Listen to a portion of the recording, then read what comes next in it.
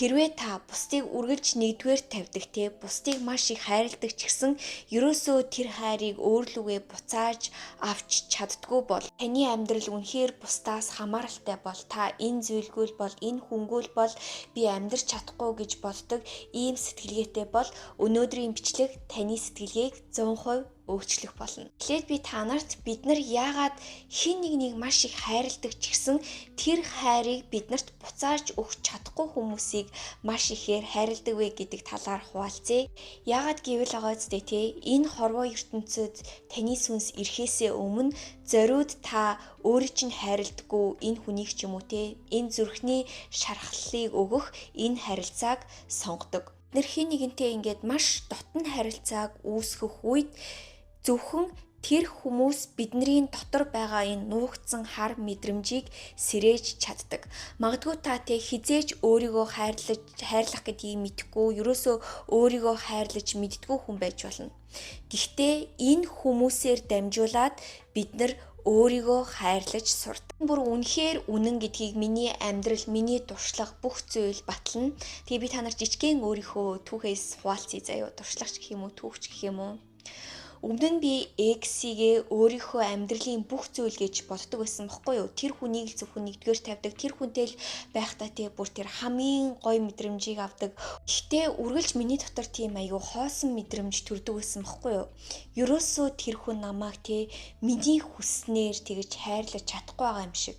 Эсвэл би тэр хүнийг маш их алтхаасаа айдаг ч юм уу? Би өөрөө айгүй тийм хагас дутуу өөртөө итгэлгүй тэгээ зүгээр л тэр хүн намайг гүйцээхийг би одоо хүсдэг байсан.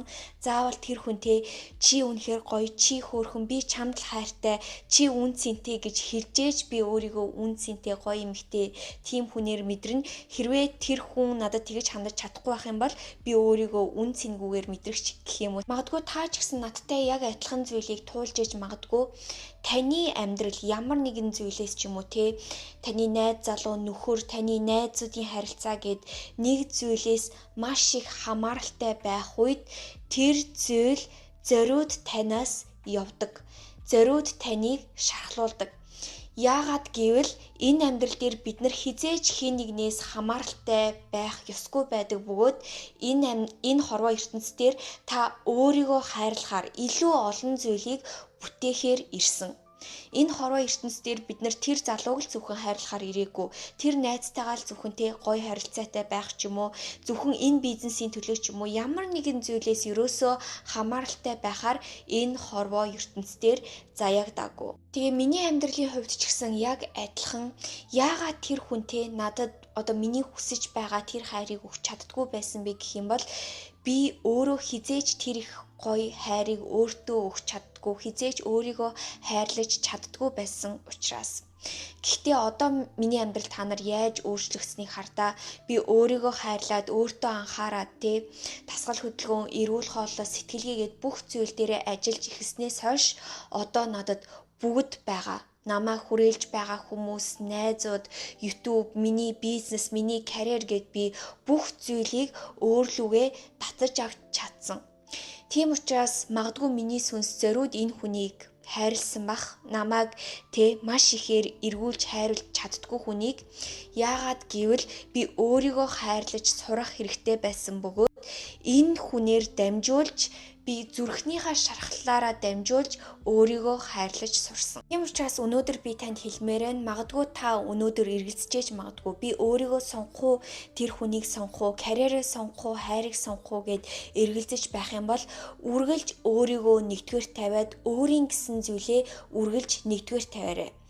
Би таныг зөвхөн карьераа сонго, зөвхөн тэрийгээ сонгож хэлээгүй. Гэхдээ та өөрийгөө сонгож эхлээд өөрийгөө нэгдүгээр тавьж эхлэх үед бусад бүх зүйлс таныг дагаж эхэлдэг. Таныг нөгөө тоохгүй байсан найзууд чинь, тоохгүй байсан залуу, өмнөхтэй маш их хайрлаж байсан X чинь бүгдээрээ амьдралд чинь орж ирэх гэж хичээх болно. Магадгүй та энэ хүмүүсийг хүлээж авч болно. Гэхдээ юугээч энэ үед та хүлээж авахыг хүссэн ч гэсэн хүлээж авч чадахгүй. Яагаад гэвэл та өөртөө анхаарад, өөрийгөө хайрлаад, өөрийгөө ингээд level up буюу бүр илүү гоё болгоод ирнэ штэ тий.